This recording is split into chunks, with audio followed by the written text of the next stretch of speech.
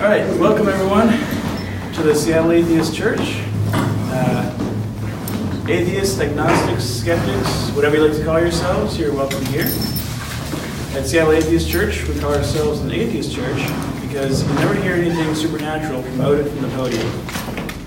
Before we get to today's talk, there's a few announcements. This Wednesday is Drunk Herstory at Browers. Anyone's ever seen the TV show Drunk History? It's a lot of fun. There's putting on something similar at Browers on Wednesday for Women's History Month. Also, coming up this next weekend, Friday and Saturday, is the Beer and Scotch Festival, what was formerly called the Hopscotch Festival. And I believe several of us are going on Saturday, so if you'd like to join, it's a lot of fun. It's a standard sort of beer festival event where you, by admission, get a small tasting glass and a couple of tokens, and then taste a little bit of several different kinds of beer, maybe find a new favorite or something. So, the way that we do things here at Seattle Atheist Church is members of the community volunteer to give talks, and today's talk is from Eva on parenting without reward or punishment.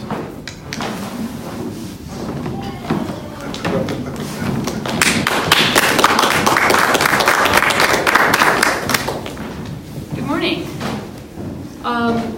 So this talk is drawn primarily from two books that I've read a while back and also recently. Unconditional Parenting by Alfie Kohn and How to Talk So Kids Will Listen and Listen So Kids Will Talk by Adele Faber and Elaine Mazlish. This book is from 1980. This one is from 2005. This one actually has a blurb from these folks. They're very much in sync with each other on their thinking. This book is more about why it's so important to give up the idea of rewards and punishment and use other approaches with your kids. But if you read just this one, you may find yourself kind of at a loss about what actually to do. This book doesn't talk as much about why it's so important and the research on it and so on, but it gives lots of practical examples and exercises for what to do instead. So what I found is I had read this book years and years before and kind of went, okay, this seems like a lot of work. What I'm doing is working okay. And then I read this one and went, oh crap, I really need to change this stuff. Wait, how do I do it? Oh wait.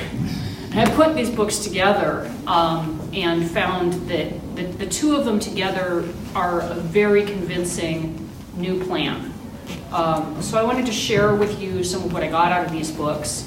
And there are other books by both authors and by people that they recommend to delve both more into the theory and the research and into the yes, but how exactly do I deal with this situation? So starting off with unconditional parenting, what does this mean? What is this in opposition to? Why is it important? When we talk about what a good person is, we say, wow, he's really a good guy. Well, she's such a good person. We usually mean they're ethical, they're generous, they're thoughtful, they think through what is really the right and appropriate thing to do in a situation. When we say they're good children, we usually mean they do what they're told and they don't give us any trouble. And that actually, training someone to be a good child in that sense does not lead to being a good person as an adult. And in order to help someone be a good person or even a happy person as an adult and even in their childhood, we need to train them differently. And we need to not be thinking in terms of training. When we talk about what's effective parenting, we need to think carefully. What do we mean? Effective parenting, does it mean they do what you say? Or does it mean you lead them to be more thoughtful, more successful people? Does it mean they shut up today? Does it mean they respect you tomorrow? Does it mean they want to hang out with you when they're 30? So we kind of need to rethink what it means to parent and what it means to be a good child, because these models are not healthy. And most parents love their children. Pretty much all parents love their children. I think we can dismiss the outliers there. But not all children feel loved by their parents. How you express your love for someone doesn't count as much as how it is received by them. And you need to look and think, how is my parenting style affecting my child? Do they feel like they are loved unconditionally? Or am I ending up giving them the message that they're only valued or loved when they're doing exactly what I say and what I want? Kids who don't feel loved all the time don't actually obey better. They perform less. They become frightened and don't do things at all because they're afraid they'll do them wrong and not be loved, or have you be angry at them. They may refuse to act or be scared to act when someone else needs help or is in trouble. These kinds of patterns last into adulthood. If someone is driven by fear of loss of love, that does not make them a good person. It makes them frightened or it makes them defiant, one or the other, or alternating. So we need to shift from thinking about the child's behavior and whether it's good and bad to thinking about the whole child, their perspectives, their feelings, their thoughts, and their context. Why are they doing that? What happened before that? What are they thinking about it? We need to shift from having a negative view of human nature, where we need to get the kid to stop doing the bad thing that they'll do naturally, to having a positive view of human nature, that people generally want to be helpful and have people get along with them, and we need to help the child see how to do that. We need to shift from thinking about love as a privilege that you have to earn to thinking of love as something you give your children because they're there and they're your children. And we need to shift from doing to and controlling the child to working with the child on problem solving.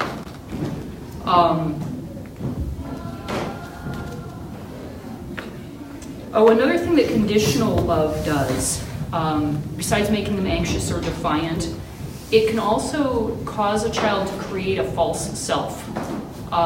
If you think that your parents will only value, respect, and love you if you behave a certain way, you'll figure out those ways and be that person. It doesn't mean you really feel like that. It doesn't mean that's naturally you. You're like, ooh, mom likes me when I look like a really hardworking student, and not when I'm doing this creative stuff. So I'm not an artist, I'm a good student.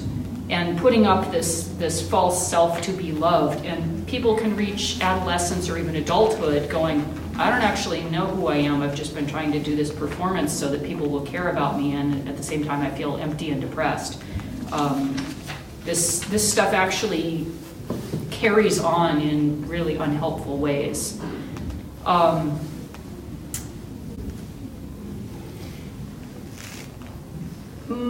Lots of people these days have come to the point where they're like, corporal punishment is not good. Some people are still like, well, spanking's different, it's not the same thing as hitting. It is, it's a kind of hitting. But even if you are down with the idea that corporal punishment is bad, most people are still like, yes, but you still need to use punishment. There's like timeouts. Timeouts are fine.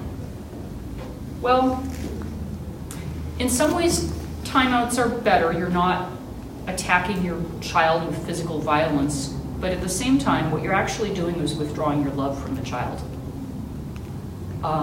When you isolate your child and ignore them and say, you don't have control over yourself, I'm going to put you in this space and not pay attention to you because you did this thing, you are withdrawing your love from the child because of their behavior. And that can actually have more detrimental effects than hitting them. They can get over hitting faster than they can get over mom doesn't care about me because I was bad. When I say this stuff, I am not standing up here as someone superior. Mickey and I did timeouts with our kids. We did longer term isolation with our son than I am at all happy to admit to. And I think it's really important to realize that this stuff is destructive. But what about rewards? I mean, rewards should be okay, right? How can rewarding your kid be harmful? It's got to be good. The problem is that when you give someone rewards for something, that's an extrinsic reinforcer. And when people are given extrinsic reinforcers, their sense of intrinsic reinforcement actually weakens. So say you have kids who like drawing, and they draw some nice pictures, and you go, that's a great picture, here, have a quarter. They actually become less interested in drawing, and they draw kind of simple excuses for drawings, because you'll give them a quarter every time they do a drawing, then they're not drawing for the joy of drawing or getting better at it anymore. They're just going, oh, I'll do a drawing, I'll get a quarter, I'll do a drawing, I'll get a quarter. I'm bored of doing drawings now. If you engage with them about what they're doing in a way that is not judgmental or reward-punishment based, you will encourage creative, independent thinking and behavior much more. For instance, if a kid does a drawing and you say, oh, I noticed you used a lot of colors in that one. Did you mix your own colors? That engages the kid in thinking about their process and what they're doing. You didn't say anything about whether it's a good drawing. You didn't reward them. You provided your attention and love, which should happen all the time, whether you like their drawings or not. So basically, giving them your attention and love is great. Giving them presents for no reason is great. The more rewards are tied to behavior, the more they're just the flip side of punishment. The more they're something extrinsic that the kid is trying to perform for, rather than thinking about the value to themselves and to the people around them of what they're doing.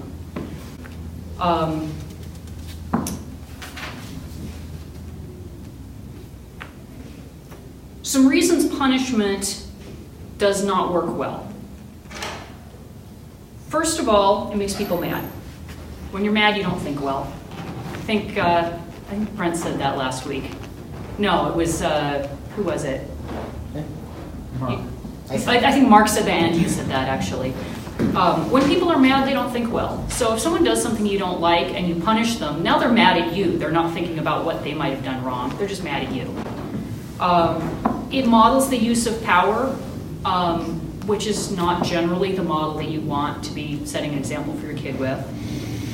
It loses effectiveness as the child themselves gains power. If you're spanking your kid and now they're 13 and they're almost as big as you, you're not going to be able to spank them anymore. You don't have any hold on them, if that's the only hold you had. It damages the relationship that you have with them.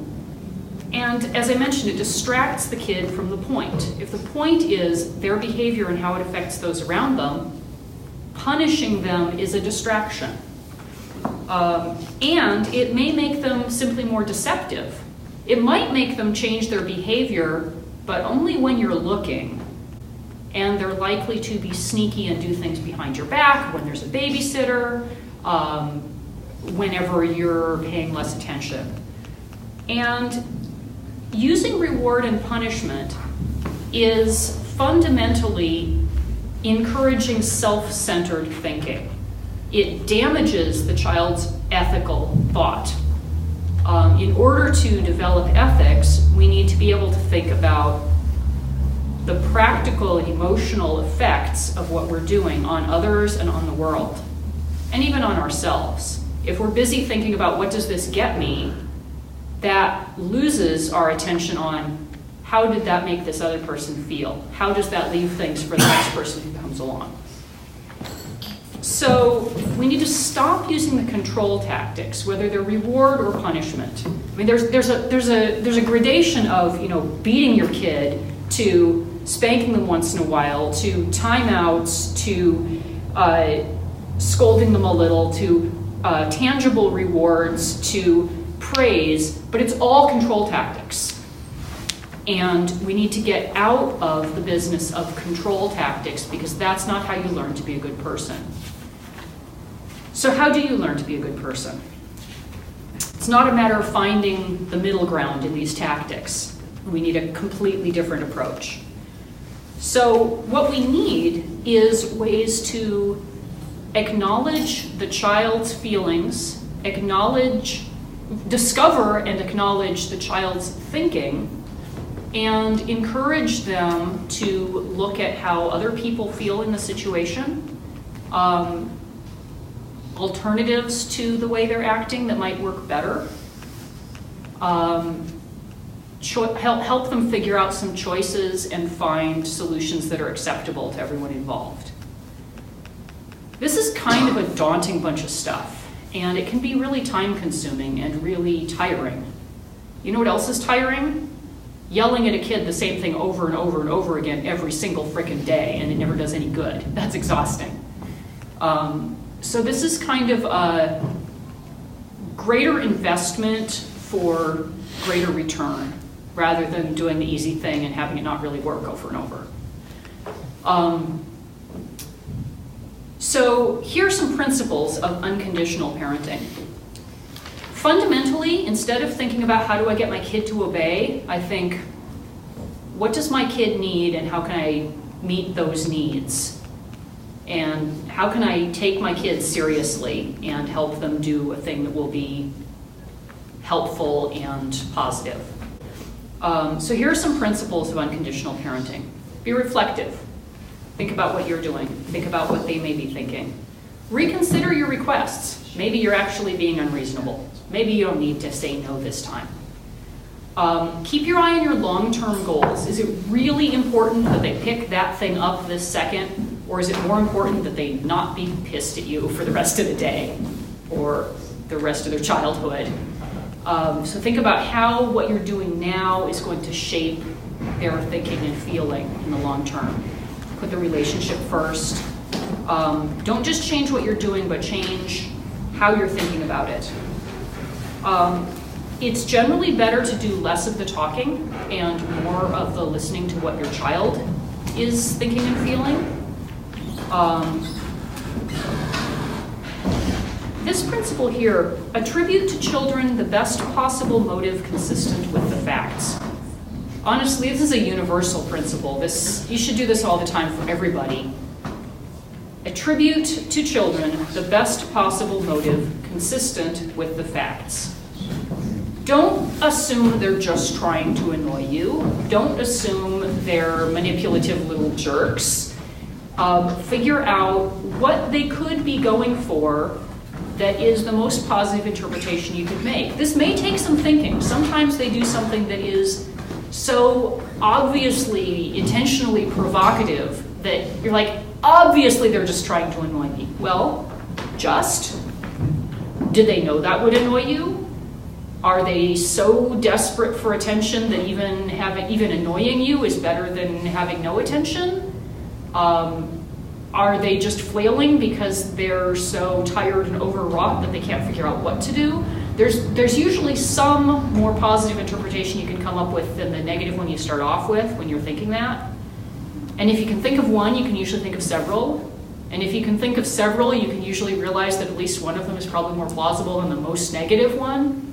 And that can help you come down from that highly escalated negative place and deal with the kid at a more grounded level. Let's see.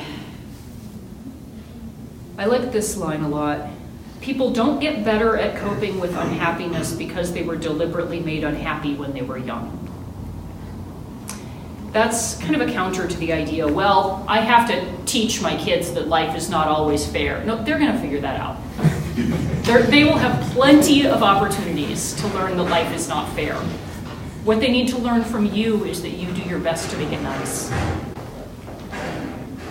If what they learn from you is life isn't fair and mom won't help, that's pretty heartbreaking.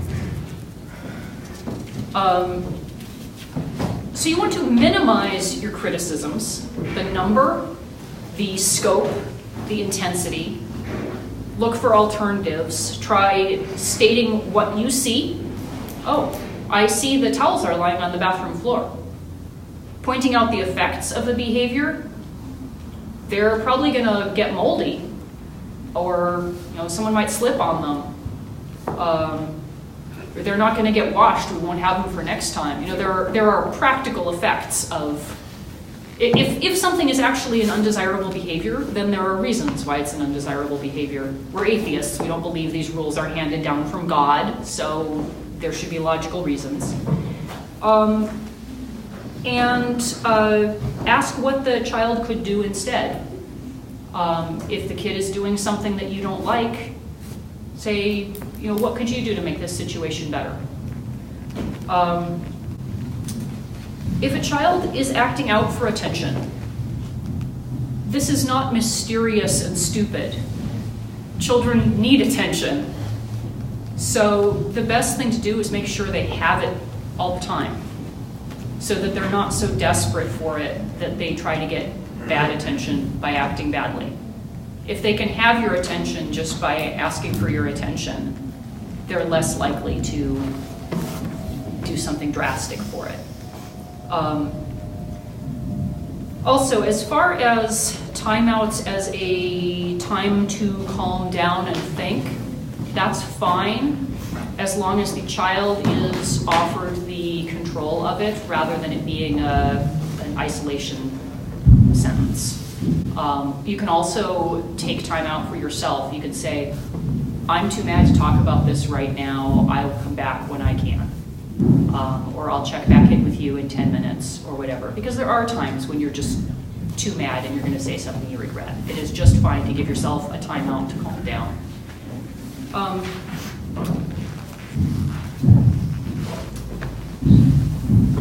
As far as the reward side, sometimes people are afraid of spoiling their children by giving them stuff that they haven't earned. Spoiling children is not giving kids too much stuff. Spoiling children is giving them too much of what they want and not enough of what they need. Make sure your kids have what they need. And that's not just the physical, food, shelter, clothing. That's also your love and attention. And enough of what they want to give them a sense that the world is a friendly place. If you want your child to be generous, attribute generous inclinations to them. This goes along with the assume the best possible motivations consistent with the evidence. So if you see a kid do something, you might know, oh, I saw that you shared your candy with your sister. That was so generous of you. You've just tagged that behavior for the child, and now they may think of themselves as being generous. Don't reward them for sharing their candy. They already have that. They have the sense that they are the kind of person who shares their candy. That's pretty rewarding, actually. So if you want to help your kids find joy in something, whether it's being a generous person or playing a sport or piano or whatever, don't manipulate them with extrinsic rewards. Pay attention to what they're doing with whatever the activity is. Enjoy it with them. Share in their enthusiasm. Make it easy for them to do. Provide support to, materials, getting to the activity, whatever it is. Ask them questions about the choices that they made. I noticed you used some yellow over here. It looks like you thought of this character as being really sneaky. Can you tell me more about that? It's better to ask them questions about their own thinking and their own performance than to give them judgments from the top down. The more you leave things open and ask them questions about their process, the more they will reflect on and actually develop a process and a pride in their own work and their own thinking. You want to give kids choices. You can't give kids choices in everything, obviously, especially when they're very young and there are things that aren't safe. But there are so many ways and times that we control our children. There's so many times we're saying, you have to do this, you mustn't do that. No, no, no, no, no, over here, no, we're leaving now. Over and over, we're doing that all day with our kids. So whenever you can give them choices, do. Don't limit their choices when you don't need to. There's one line in here, give them an inch and they'll take a mile. That turns out to be pretty much true of kids who've only ever been given inches. If you've had miles, you don't need to take them every time. But if you, I've had miles, he's right over there. Thank you, Vicki. So whenever you can, it's tough to be a kid because your behavior is being limited and controlled all the time. So let's not do that more than we have to. Let kids construct solutions for themselves. Sometimes a kid's solution won't even make very much sense to an adult, but a lot of the time it doesn't have to. Particularly, say you've got two kids who are in a conflict, and mom comes in and goes, you do this, you do that, there, now it's solved. The kids may not be happy with it at all.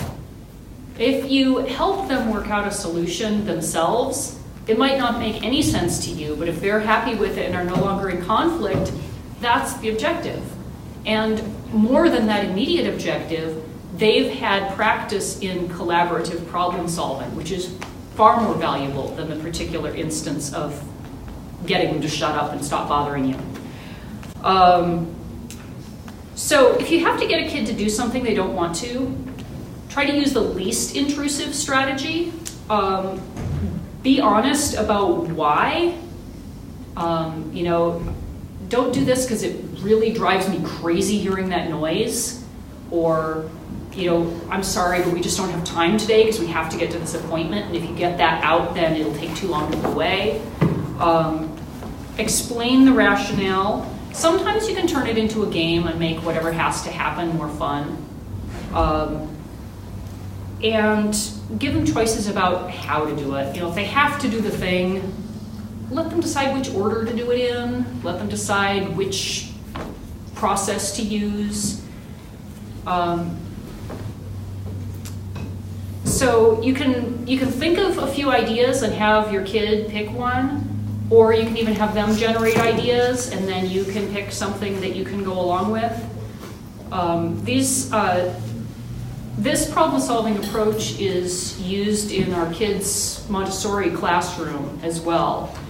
I'm getting from my daughter over there. Basically, you want to be a good moral example to your children, which includes letting them see you work through moral choices, helping them talk through moral choices, giving them opportunities to help and to practice. Don't just put them in a box where they only have one thing to do. Games where you can only have one thing to do are really boring. So are childhoods. So you want to give kids an opportunity to think about, I could do this or this. How would that work out? Give them a chance to model probable future outcomes, how other people may think about things, and talk about things in these terms. When you're trying to get a kid to do something or not do something, talk about how different options would make other people feel. We actually learn to model ourselves by modeling other people. Evolutionarily speaking, we started modeling other people and animals in order to make better predictions about our environments. And then we took that software and applied it back to ourselves and went, oh, I must have done this because. So we take that theory of mind and turn it back on ourselves rather than the other way around. So basically, We've got the power model of parenting, whether it's done through punishment or reward or a combination of the two. And then there are two alternatives to power. There's love and there's reason. And ideally you want to be using both in combination. You want to teach your children perspective taking. Kafka described war as a monstrous failure of imagination. And that's really true of any social ill. If you are doing something that's incredibly inconsiderate or harmful, you are failing to model what that behavior, the effect of that behavior on other people and how it will make them feel. It may be because you haven't thought it through, or because you don't have the empathy to, oh, I know it'll make them feel terrible, but I don't care. That can happen if you're a sociopath. But for most people, if you actually model other people's suffering, you don't want to cause that. So you want to take your child's perspective, coach them in taking other people's perspectives, accept their feelings. It's really tempting to go, oh, come on, that's stupid. How can you be so upset about that? Well, they are, and having their feelings dismissed will only make them hang on to those negative feelings harder and more insistently. There are a whole bunch of stories in both of these books where kids upset, no matter what the parent is saying or doing, the parent goes, you sound like you're really sad about this. Kid kind of drops the tension and is able to move on. It happens over and over. We've got stories like that from crisis intervention training at the Oregon Country Fair, too. When someone's really, really upset, usually the first thing they need is someone to acknowledge that. You don't have to agree with them. You don't have to agree with either their position or that it's reasonable to be that upset. Just acknowledge that they're upset. Wow, that must have been really frustrating. Ooh, looks like that hurt.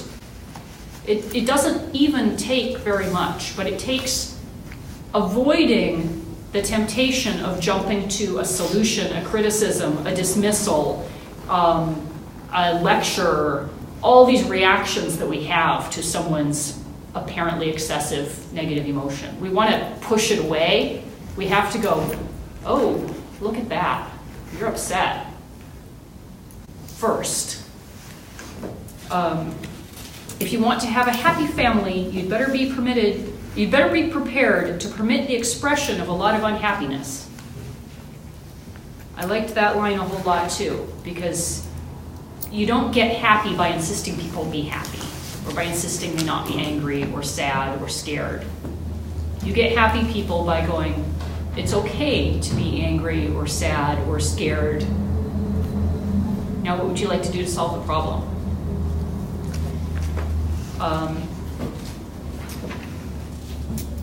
So there are lots of techniques in these books, and particularly in this one, for steps you should follow to encourage kids to be helpful or to problem solve. And there are other books that they point to, but that's pretty much what I wanted to cover, is the why and some of the principles of how. And I would love to talk with everybody about it, what I've learned from it in applying it recently, because we've just moved in the past few months from a reward and punishment model to okay, we're walking away from all that, we're out here in space trying to apply this whole love and reason thing. And I asked my kids to sit in today on the talk, which they don't often do, because I really wanted to have their input on the discussion as well, since they have, I think, a very valuable perspective on how this stuff works out in real life. So, let's talk about it.